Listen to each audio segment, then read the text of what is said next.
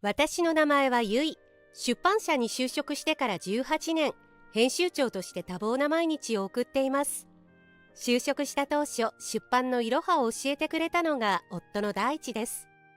大地は書籍を扱う部署の敏腕編集者で、ベストセラーを次々に生み出していました。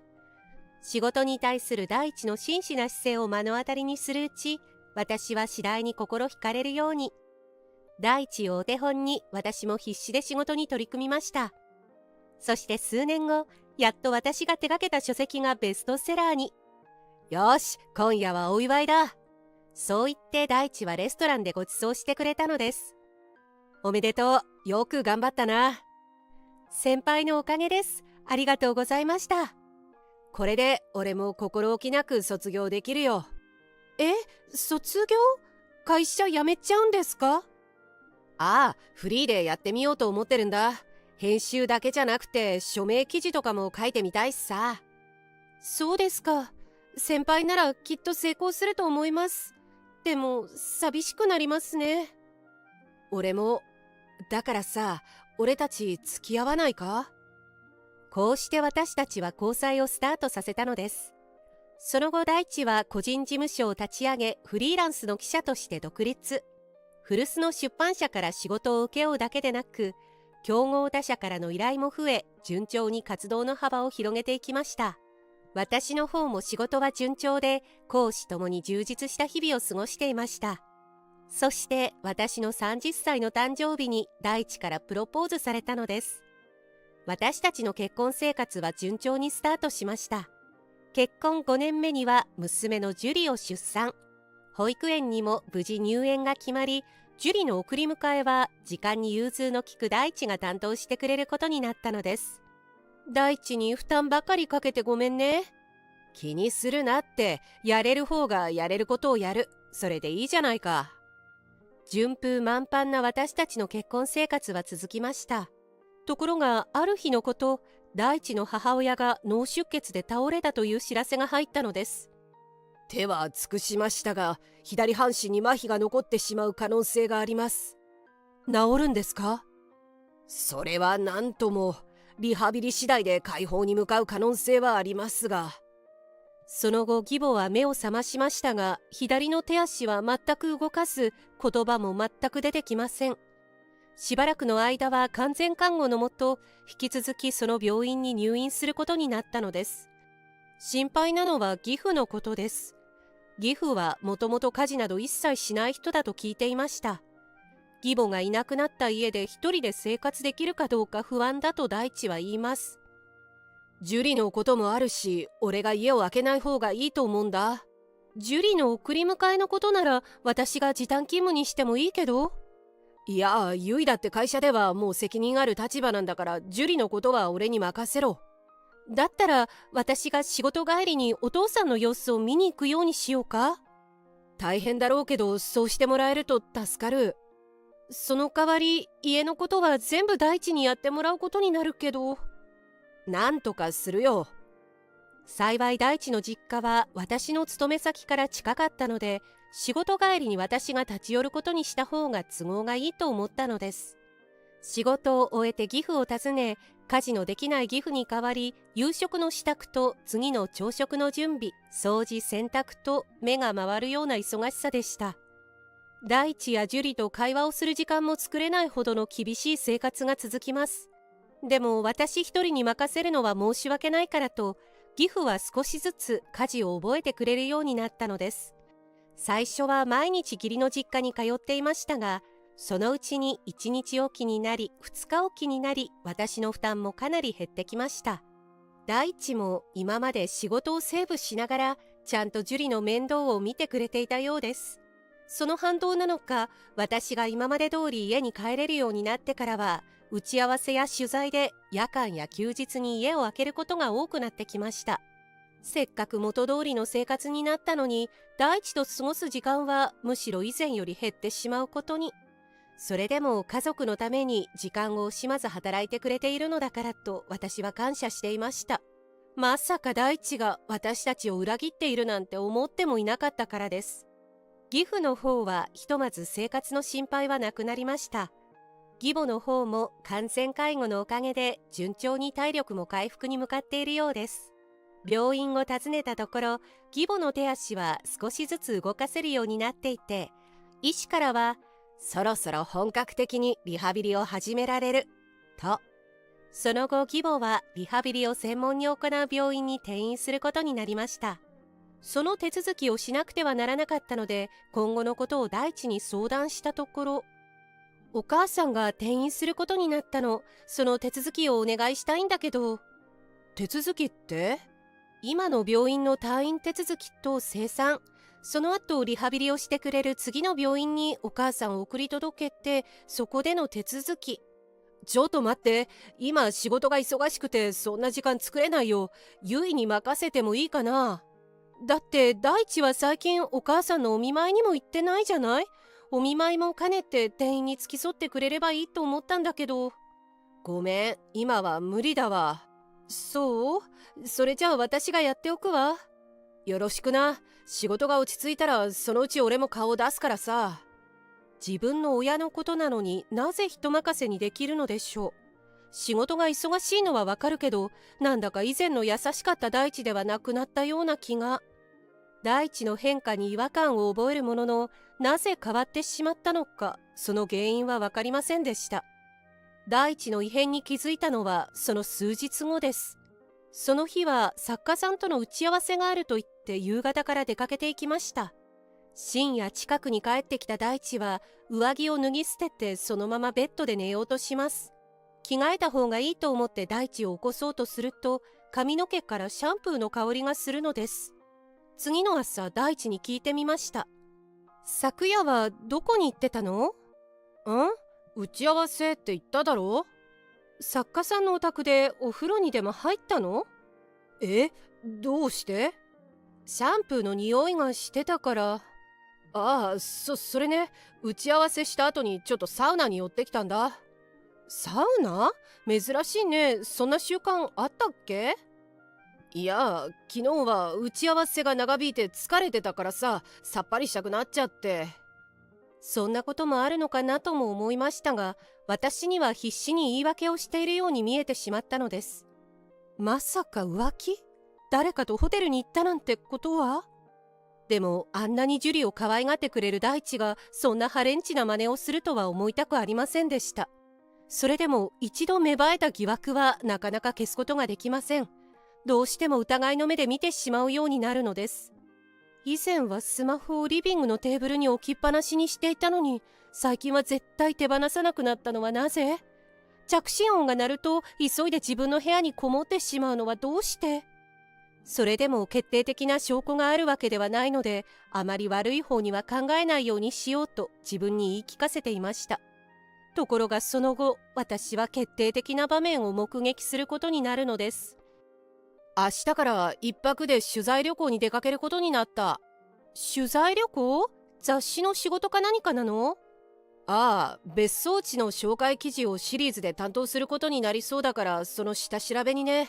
6時には家を出るつもりだ。ゆいは寝てていいからな。別荘地の紹介？今までそういう系統の仕事はしてなかったはずなのに。嫌な予感しかしません。次の朝、大地が家を出たのを確認した後、私は車で駅に向かいました。駅の改札がよく見える位置に車を止めて見張っていると、大地が駅に到着。すると女性が大地に近づいていきます。そして大地はその女性の肩を抱いて改札口に入っていきました。やっぱり、取材とか言ってたけど浮気旅行なんだ。でもあの女性、私見たことある。あ！大地と待ち合わせていた女性はみすず先生、ジュリが通っている保育園の先生だったのです。私は目を疑いました。保育園の送り迎えをしているうちに親しくなったのでしょうか。まさか自分の娘がお世話になっている先生と浮気をするなんて。先生も先生です。保護者とそんな関係になっておきながら、ジュリに申し訳ないとは思わないのでしょうか。許せない。日曜日の夜、大地は何事もなかったかのように帰宅しました。疲れた。でもいい取材ができたよ。そう、よかったわね。でも今回の取材で回りきれなかったところもあるから、また近いうちに行くことになりそうだ。みすず先生と次の約束もしたってわけね。この恥知らず。浮かれていられるのも今のうちよ。まずはみすず先生に直接会って問い詰めてみよう。決行する日の朝、私は大地に少し帰りが遅くなることを伝えました。珍しいね。残業なの？ちょっとトラブルが発生しちゃって、ジュリを迎えに行ってくれた後、夕食の支度も任せていい？いいよ。その日の夕方、私は早めに仕事を片付けて保育園の近くで待機しました。親たちが次々に子供を迎えに来ます。大地もやってきて、みすず先生と親しげに話をしています。そしてジュリを連れて帰っていきました。それから1時間後、保育園の先生たちも仕事を終えて帰宅し始めます。みすず先生も出てきました。私は適当な距離を保ちながらみすず先生の後を追います。ちょうど静かな公園の入り口に差し掛かったところで、私は先生に声をかけました。みすず先生、お疲れ様です。先生は驚いたように振り向きます。どちら様でしょうか？お忘れですか？そうですよね。いつも主人が送り迎えしているので、数回しかお会いしていませんものね。ジュリちゃんの。そうです。思い出していただけましたか？はい、失礼いたしました。ジュリの母というか、大地の妻です。いつも主人がお世話になっております。いえ、こちらこそ。今日はどうなさったんですか？ジュリちゃんはもうご主人と一緒に帰りましたけど。知っています。今日はみすず先生とお話がしたくて。失礼とは思いましたけれど、こんなところで声をかけさせていただきました。私とですか？ジュリちゃんのことで何か？いいえ、主人のことでお聞きしたいことがありまして。ご主人の、一体どういう？思い当たることはありませんか？いえ、主人とはどういう関係なんでしょうか？どういう関係と言われましても。それなら質問を変えますね。主人との関係はいつからでしょうか？おっしゃる意味がよくわからないのですが。そうですか。それじゃあお聞きしますけど、先週の土曜日と日曜日、先生はどこか旅行に行かれましたか？旅行ですか？いえ、行ったかどうかを答えてくださればいいんですよ。みすず先生は固く口を閉ざしたまま体を震わせています。重ねて質問をしようと私が口を開きかけたとき、先生は突然きびすを返し逃げ出しました。待ちなさい、まだ話の途中です。私が大声で呼びかけても先生は振り向きもせず全力で走って逃げます。追いかけようと思いましたが、若い先生の全速力には到底かないません。辺りはすでに暗くなっているし、その日は諦めてそのまま帰ることに。すると遠くから悲鳴が聞こえてきました。声がした方へ急いで駆けつけると、石段の下にみすず先生が倒れていました。逃げる途中で踏み外してしまったのでしょう。頭でも打ってしまったのか、先生は気絶しているようです。私は慌てて救急車を呼び、病院まで付き添うことに。幸い頭の傷は大したことはなかったようですが、右足を骨折しているとのことで、そのまま入院となりました。連絡先を聞かれましたが、先生の実家の連絡先など知らないので、病院には保育園の連絡先を告げて、私はそのまま帰宅したのです。その日は金曜日だったので、みすず先生の入院を大地にも樹里にも知られることはありませんでした。ただどういう巡り合わせなのか、みすず先生が運び込まれた病院は義母が転院した病院だったのです。そこで私はある考えを思いつき、私が帰宅すると大地が出迎えてくれました。遅かったね。まあいろいろあってね。ところで明日なんだけど何か予定ある？いや、特に何もないけど。それじゃあお母さんのお見舞いに行かない？突然だな。なんかあったの？転院してから大地はまだお母さんに会ってないでしょ？お母さんも会いたがってると思うの。予定がないならちょうどいいじゃない。わかった。じゃあ樹里も連れて行くか。そして翌日、私たちは病院に向かいました。受付で手続きしてくるね。じゃあジュリとここで待ってるよ。私は受付でお見舞いに来たことを告げ、ついでにみすず先生の病室も確認しました。そして私はみすず先生の病室を目指します。こっちは一般病棟じゃないのか？母さんの病室はどこだよ？お母さんに会う前にあなたは先に彼女に会わないと。え？彼女って？ほら、この病室だよ。ジュリは私が抱っこしてるから、さあどうぞ。私は笑顔で病室の扉を開け、大地に入るよう促します。なんだよ、誰の病室なんだよ。ミスズ、どうして？まずは二人きりで話をしてちょうだい。私は後でまた来るから。顔面蒼白になった大地を病室に押し込み、私は一旦席を外しました。病院内の託児所にジュリを預かってもらい、私は再びみすず先生の病室に向かいます。失礼します。二人でしっかり話し合ってもらえましたか？病室に入ると二人は押し黙ったままです。みすず先生にもお伝えしましたが、先週二人が一緒に旅行に行っていたことは知っています。二人がいつから関係を持っていたのか、詳しく話してもらえますか？それよりもどうしてみすず先生がこんな怪我をしているんだ。それにどうしてゆいがそのことを知っているんだ。まさかお前何かしたのか？私は何もしていませんよ。みすず先生が階段から落ちて怪我をされたので、救急車を呼んで付き添っただけです。ねえみすず先生、そうですよね。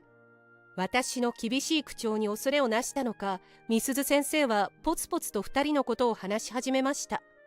ジュリの送り迎えをする大地と話をするうちに、みすず先生が大地に好意を抱いたのが始まりです。優しいパパさんだなって。私もこんな優しい人と結婚できたらなって最初は憧れていただけなんです。みすず先生からの好意を感じ取ったのか、ある時大地から食事に誘ったのだとか。打ち合わせと称して夜に出かけていたのはみすず先生とのデートのためだったのです。何度かデートをするうちに体の関係を持つようになり、一泊旅行をしようと言い出したのは大地でした。お母さんの入院や転院、それにお父さんの世話まで任せておいて、自分は若い女性と不倫をしているなんて、あなた一体どういう神経しているの？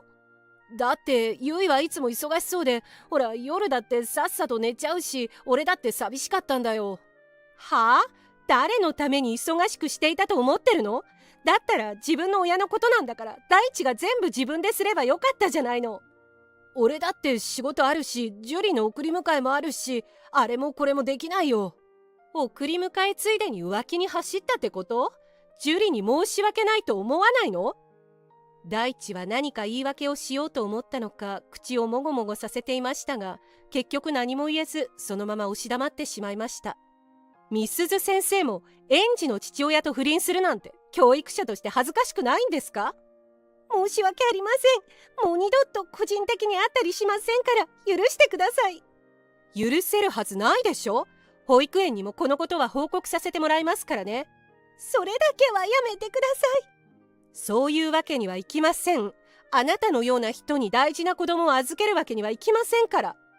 でも私がこんな怪我をしたのも元はといえばあなたのせいじゃないですか。はあ？あなたが逃げ出したからでしょ？それとも逃げ出した理由を他の先生や保護者に正直に言えるんですか？これ以上2人を責めても何の解決にもならないことが分かりました。そこで私は最終通告をすることに。第一、離婚しましょう。もちろんジュリの親権は私がもらいますからね。待ってくれよ。ジュリを父親のない子にしてもいいのか？あなたのような父親がいてもジュリにとって決していいとは思えません。ジュリにも聞いてみてくれよ。みすず先生と不倫したけど許してくれるかって？バカじゃないの？自分がどんなことをしでかしたのか大地にはまだ分かっていないようです。今までのような結婚生活を続けられるとでも思っているのでしょうか。みすず先生には退職届を出してもらいますよ。保育園がこのスキャンダルを知れば当然解雇にはなるんでしょうけど。そんな。そしてお二人には相応の慰謝料を請求させていただきます。詳しいことは弁護士を通してご連絡しますので、この後に及んで開き直ったりしないでくださいね。すると大地が怯えながら口を開きます。母さんのことは、それに親父のことだって心配じゃないのか？あなたの両親でしょ？浮気する暇もお金もあるのなら、今後はそれを両親のために使えばいいじゃないの。私は青ざめたままの大地を病室に残して樹里を迎えに行きました。最後に樹里と一緒にお母さんの病室を訪ねることに。病室に入るとお母さんは気持ちよさそうに眠っていました。お母さん、これからはお見舞いに来ることはできませんが、どうかリハビリ頑張ってくださいね。そして私は静かに病室を後にしたのです。